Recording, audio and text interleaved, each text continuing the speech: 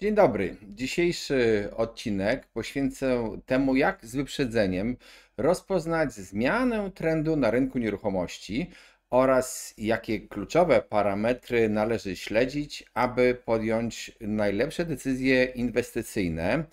I dowiecie się tego, jak zmieniają się cykle na rynku nieruchomości, zarówno w teorii, jak i w praktyce. Ekonomia nie jest nauką ścisłą, wobec tego jest jakaś teoria, ale oczywiście jest też praktyka. Opowiem Wam, na co warto zwrócić uwagę, jeżeli planujecie zakup mieszkania, czy to pod inwestycje, czy dla siebie. Podzielę się również analizami niektórych ekspertów, którzy oceniają obecną sytuację na rynku nieruchomości i kreślą jej perspektywę. Chciałbym Wam też przybliżyć dwie istotne zmiany w przepisach podatkowych dotyczące nieruchomości, które mogą mieć wpływ na Wasze decyzje. Zapraszam do oglądania, ale jeżeli interesujesz się rynkiem nieruchomości, subskrybuj ten kanał, pisz w komentarzach swoje opinie o rynku nieruchomości i propozycje nowych tematów. Zachęcam do wspierania nas, bo wspierający zawsze dostają więcej. Możesz zobaczyć sobie playlistę dla wspierających, a nam jest też łatwiej po prostu tworzyć programy dla Was, a wiem, że wielu z Was chce tych programów naszych o nieruchomościach. W ogóle, jeżeli chcesz wiedzy więcej o nieruchomościach i jeżeli chcesz te wykresy, które ja tutaj przedstawię, a będzie ich trochę, obejrzeć w takiej bardziej statycznej, spokojnej formie, nie czekając jak one się przewijają na ekranie, to zapraszam na stronę symen24.pl, która jest poświęcona ogólnie rzecz biorąc szkoleniom o pracy na rynku nieruchomości, prawie, obrocie, ale także ma spory dział, powiedziałbym, informacyjny, blog, na którym wypowiadają się liczni eksperci. Dodam też, że na wszelki wypadek, bo nie wiem jak zadecyduje montażysta tego filmu, może się zdarzyć, że ja zniknę z ekranu, a pojawi się wyłącznie wykres. No, zobaczymy jak to będzie pasowało montażyście, więc nie bójcie się, jeżeli ja znikam z ekranu. Natomiast jak wyglądają te cykle? Jest jakaś teoria. To jest oczywiście, macie nawet napisane wykres poglądowy. Na tym wykresie widzicie jakiś model cyklu w nieruchomościach. Jest to rysunek poglądowy. Niebieska linia pokazuje liczbę transakcji, czerwona ceny transakcyjne w nieruchomościach. Zanim przejdę do jego omówienia i też później do pokazania, jak to wygląda w praktyce, no bo to jest tylko jakiś model, jakieś uproszczenie, a praktyka zazwyczaj bywa inna, to powiem też, że wielu z Was słyszało na przykład o cyklach Kuznieca i słyszę takie wypowiedzi. Cykl w nieruchomościach trwa 16 lat. Dlaczego akurat 16? Ktoś pisze, cykl w nieruchomościach trwa 25 lat. Pod tym samym postem komentarz. No to już jest różnica o 9 lat. No a dlaczego akurat 25? Są jakieś cykle, jest teoria, ale pamiętajcie, ekonomia to nie jest matematyka, to jest nauka społeczna i ona tylko opisuje jakieś zjawiska, które mogą być takie, a mogą być inne i jest też wiele czynników, które zakłócają ten taki idealny cykl. Ale dlaczego ten cykl jest ważny i dlaczego to pokazuje? Bo wielu z Was śledzi rynek nieruchomości, patrząc się na tą czerwoną linię, na te ceny, jak one wyglądają i jak widzicie, że one spadają, to mówicie, że rynek się załamuje, że się załamał i w ogóle potem leci w dół. Ale prawda jest troszeczkę inna, bo należy patrzeć na obrót, na liczbę transakcji i to właśnie obrót liczony liczbą transakcji, a niekoniecznie kwotami tych transakcji. Po pierwsze, można też powiedzieć, że bardzo często na wielu rynkach ta taka sinusoida wznosi się do góry cały czas i nigdy następne minima nie są na poziomie poprzednich minimów. Nie jest to regułą jednak, co też zaraz pokażę, jak wygląda to w praktyce. Ale to jest już wynik na przykład chociażby inflacji i ten wykres rynku zazwyczaj inaczej wygląda, jeżeli oglądamy ceny nominalne albo ceny przeliczone przez inflację. No ale wróćmy do tego wykresu. Dlaczego kryzys już zapowiadany jest wcześniej przez tą niebieską linię? Bo bardzo często mamy, tak jak tutaj właśnie widzicie, taki efekt. Liczba transakcji zaczyna spadać, zmniejszać się powoli, a ceny jeszcze rosną siłą rozpędu. Mniej transakcji, a wyższe ceny. Te transakcje zawierane są często właśnie na tych nawet bogatszych rynkach, droższych rynkach, bo to jest takie też przysłowie, że zanim gruby schudnie, to chudy umrze. I pierwsi z rynków wypadają bardzo często ci biedniejsi potencjalni nabywcy. No, ale potem rynek sobie spada, już równo razem spadają, można powiedzieć, i obroty, i ceny, no bo coraz niższe, coraz mniejsza liczba transakcji, więc ceny również spadają. No, ale potem dochodzimy znowu do kolejnego takiego paradoksu, że obroty zaczynają rosnąć, a ceny transakcyjne jeszcze spadają. Dlaczego?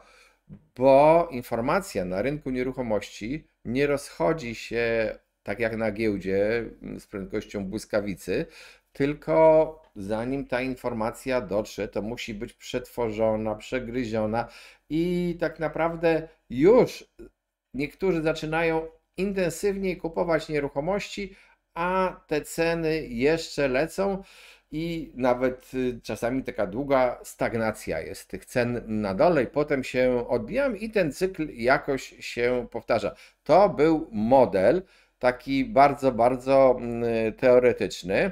Zobaczmy sobie też przy okazji, jak to wygląda w praktyce w różnych państwach, bo wspominałem, że ta sinusoida cały czas rośnie. To jest wykres Eurostatu, niestety kończący się na czwartym kwartale 2023. Ceny transakcyjne, taki mają ostatni wykres.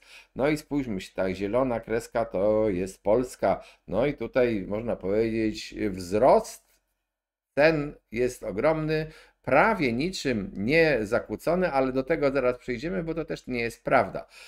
Spójrzcie się na tą kreskę, która w zasadzie jest na dole i tak się to maksimum tutaj nie osiąga tego maksimum sprzed wielu lat. To są Włochy.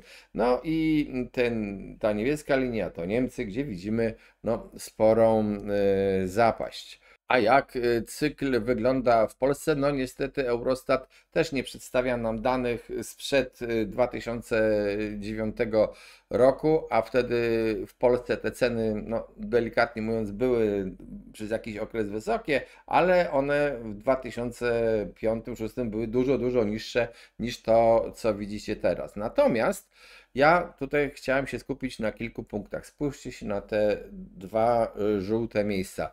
I to tutaj, to jest 2022 rok, a to takie lekkie wypłaszczenie, mniejsze, to jest okres COVID-u. Co wtedy było na rynku? No, COVID tak naprawdę wcale nie załamał rynku nieruchomości, wręcz przeciwnie, podbił go, dlatego że jak były te prawie zerowe stopy procentowe na lokatach, to ludzie gdzieś uciekali z pieniędzmi, też bardzo nisko było oprocentowane kredyty i no i dużo takiego pieniądza pomocowego wypłynęło na rynek, to musiało podbić ceny nieruchomości i wcześniej, można powiedzieć, ten rynek się troszeczkę układał do snu, ale został odbity COVID-em. No i tak to poleciało, te ceny, no też inflacja została nakręcona później, więc te ceny rosły i tutaj mamy 2022 rok, uspokojenie rynku. No i cóż, i mamy drugi kwartał, to jest tutaj odbicie, bo już weszły zapowiedzi w 2023 roku programu Mieszkanie na start. Ten wykres warto jest porównać z wykresem pokazującym akty notarialne, ale też trzeba go wiedzieć, jak go czytać. Przypominacie sobie ten ogromny wzrost w 2021 roku? Proszę, jaka to była liczba transakcji we wszystkich w zasadzie parametrach, czy to ogólnie aktów notarialnych, działkach, domach, mieszkaniach spółdzielczych, mieliśmy szczyt. W 2022 roku z tego szczytu spadliśmy i kiedy ja mówiłem, że była stagnacja na rynku? W 2022 roku. I w 2023 odbiliśmy się to, co widzicie wcześniej, 2013, 2014 rok, to takie jeszcze okresy spokoju i ta jazda w górę, liczba aktów notarialnych zaczęła rosnąć tak naprawdę od 2015 roku, jeżeli się dobrze przyjrzycie, ale też pamiętajcie tutaj ta końcówka, to pojawiły się akty notarialne dokumentujące umowy, które robią fliperzy. I to właśnie po tym 2015, 16, 17, 18 ta fliperka zaczęła narastać i to troszeczkę zakłóca jak gdyby spojrzenie na tę liczbę transakcji, bo po prostu flipper, robiąc szybko transakcje, robił na przykład 2 transakcje w roku. Jedna to była ta, którą on kupił mieszkanie, a druga to była ta, gdzie to mieszkanie zostało sprzedane już temu finalnemu nabywcy. To znaczy, może źle zabrzmiało, że ja powiedziałem 2 transakcje robił flipper, bo wielu z nich robiło więcej oczywiście transakcji, ale ta jedna nieruchomość, to jedno mieszkanie w ciągu 1 roku mogło być policzone jako 2 transakcje na rynku nieruchomości. Wróćmy jeszcze raz do tego wykresu, co mówiliśmy o dołku i o dołujących cenach, kiedy było odbicie, a jakie ceny? Jak to było nędznie 2013-2014 z liczbą transakcji i kiedy nastąpiło odbicie? Troszeczkę wcześniej niż tamta liczba transakcji. No to wszystko, o czym powiedziałem, pokazuje, że jeżeli chcecie wiedzieć, co dzieje się na rynku, to nie wystarczy patrzeć się tylko na notowania cen, należy patrzeć na obrót. Takim dobrym papierkiem lakmusowym rynku są pośrednicy nieruchomości. Dlaczego? Dlatego, że oni pierwsi słyszą, zanim to się pojawi w statystykach, czy mają mniej zapytań, czy też mają więcej zapytań o kupno nieruchomości, czy telefony po prostu zaczynają milknąć, maile przestają przychodzić i to oni Wam mogą powiedzieć, co się dzieje na rynku. Oczywiście warto również patrzeć na to, co robią deweloperzy i w momencie, kiedy nagle pojawiają się dawno niewidziane różnego rodzaju promocje,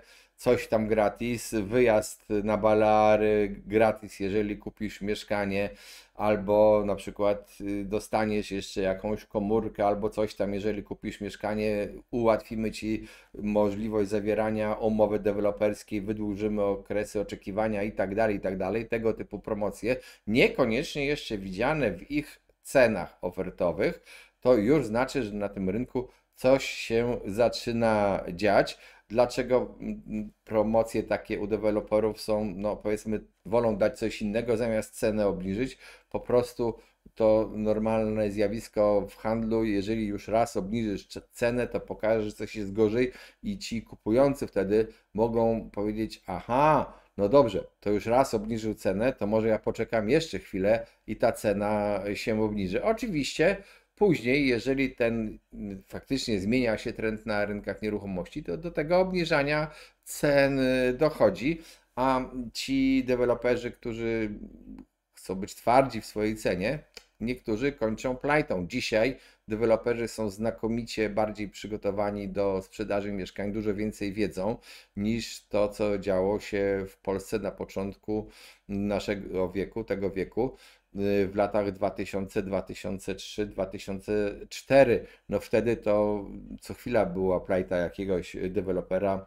Już nie będę wracał do tej historii, ale to był kryzys wywołany tak zwaną dziurą Bauza.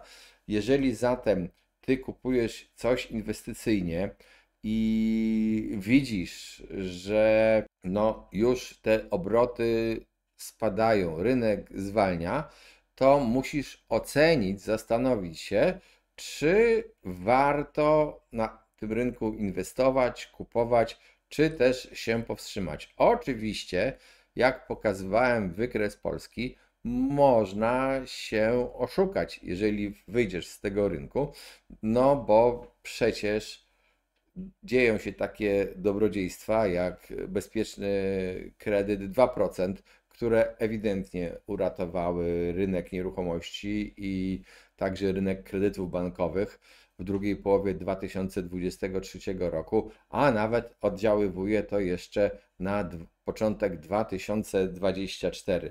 Teraz wszyscy czekają na ten osławiony kredyt 0%, czyli to nasze Yeti polskiego rynku nieruchomości. Wszyscy mówią, coraz ciszej oni mówią, zobaczymy, czy wrócą do tego tematu. Nikt jeszcze tego kredytu nie widział. Nie chcę mówić, co zrobią nasi decydenci. Jeżeli kupujesz sam dla siebie mieszkanie i chcesz mieszkać, to tak szczerze mówiąc, czy warto przyglądać się tym cyklom, aby mieszkanie kupić na samym dołku, a sprzedać na samej górce? Zobaczcie, że ten taki sam dołek rynku w indeksach w Polsce występował mniej więcej w 2013 roku. To zależy jeszcze dokładnie w jakiej miejscowości. A dzisiaj mamy rok 2014. No to kiedy nastąpi ten kolejny dołek? Za ile lat?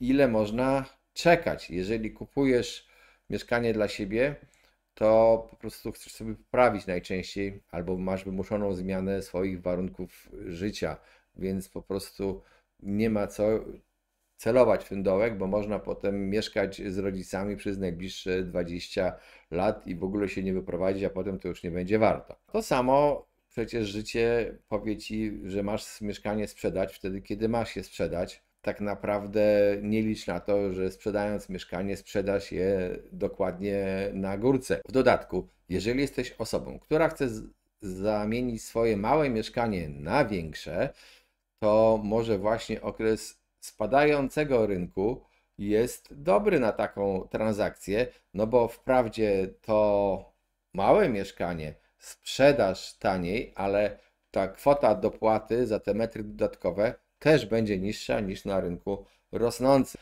Natomiast co mówią analitycy? I w ogóle zanim przejdę do tego, co mówią analitycy w tym, co ja sądzę, to jeszcze taka jedna uwaga. Mamy wiele informacji o naszej gospodarce i one mi już przypominają czasy gomułkowskie. Dawno, dawno odeszłe, zamierzchłe czasy, bo był taki, przypomnę tym, którzy nie wiedzą, pierwszy sekretarz Polskiej Zjednoczonej Partii Robotniczej, który kiedy zarzucano mu, że wszystko drożeje, to on mówił: to nieprawda, że wszystko drożeje, bo wprawdzie kiełbasa i szynka drożeją, ale za to lokomotywy staniały. No i teraz tak się dzieje też z niektórymi informacjami z polskiej gospodarki publikowanymi w mediach. Piszemy, no dobrze, pracy jest potrzeba, nie ma bezrobocia w Polsce, dużo jest miejsc pracy, a z drugiej strony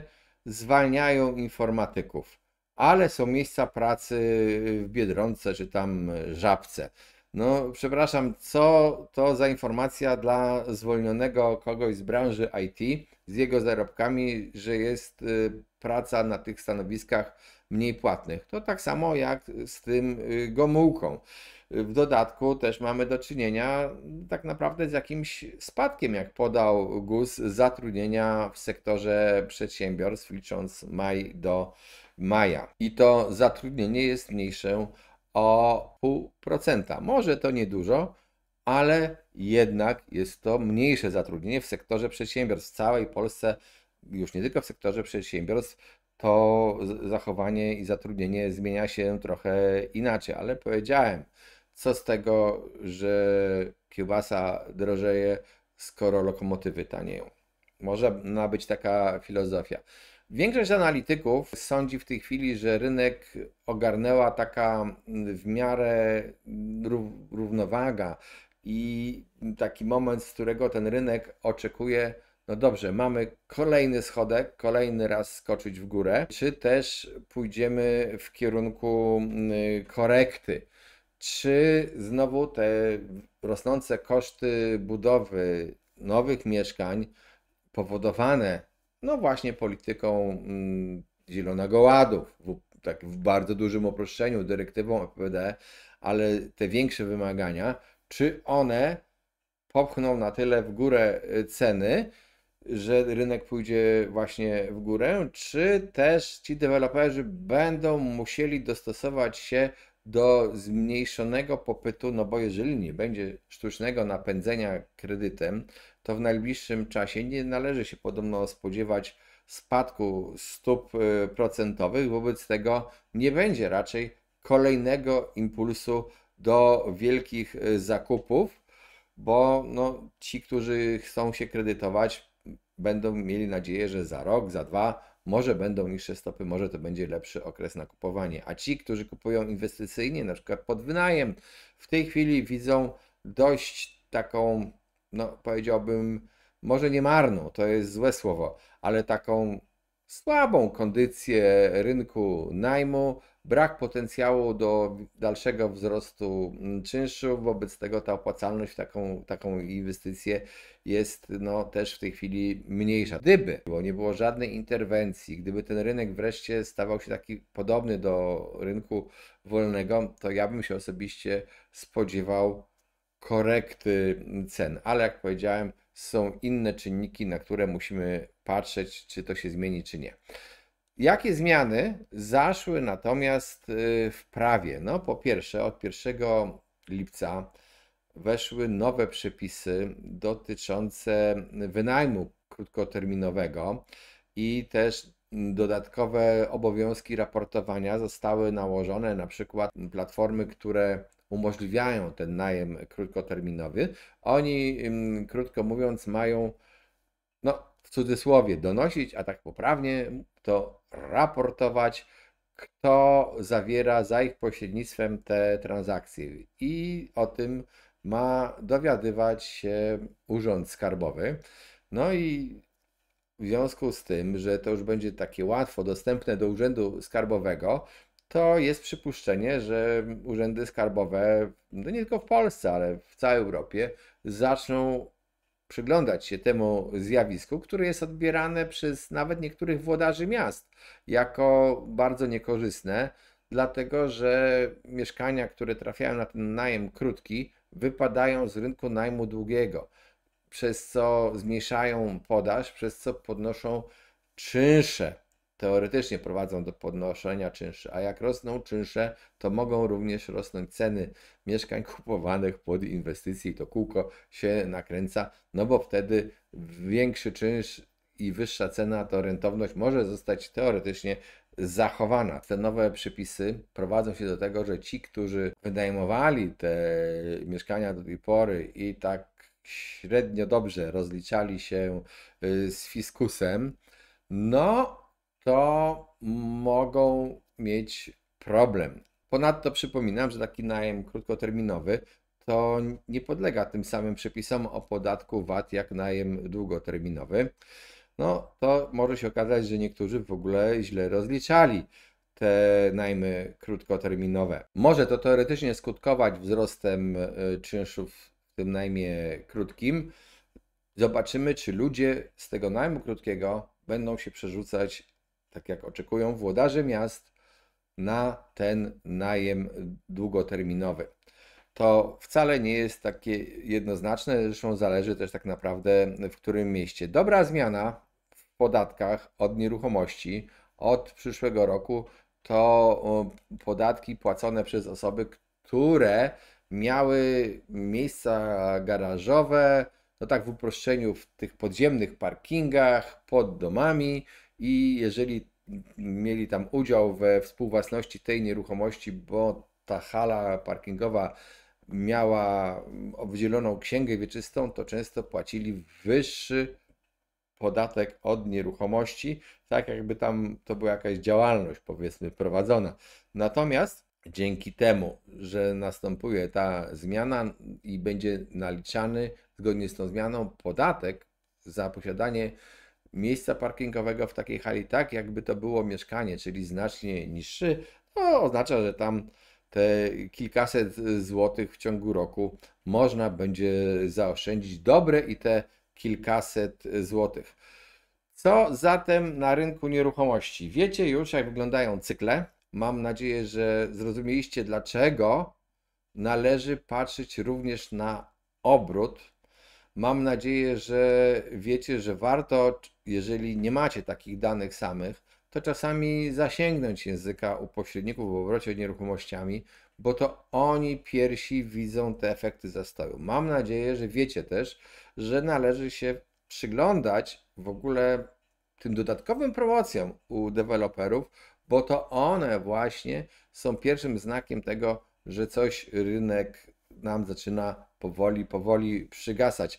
W momencie, kiedy ten rynek rwie, kiedy ludzie chcą kupować po prostu na potęgę, no to po co ci deweloperzy mieliby dawać takie ekstra promocje? No chyba, że akurat przeszarżowali i w jakimś miejscu wybudowali łącznie zbyt dużo tych mieszkań, no to wtedy walczą między sobą, ale zazwyczaj tak nie jest, przynajmniej nieczęsto. Jeżeli interesuje Ciebie rynek nieruchomości, to zachęcam do wspierania tego kanału, pisania nam w komentarzach swoich opinii o rynku oraz propozycji nowych tematów. Przypominam, że na stronie syment24.pl są szkolenia, ale są też te same audycje z wykresami w takiej formie statycznej, nie takiej jak na ekranie filmu. Warto zaglądać, wywiady z ekspertami rozliczne.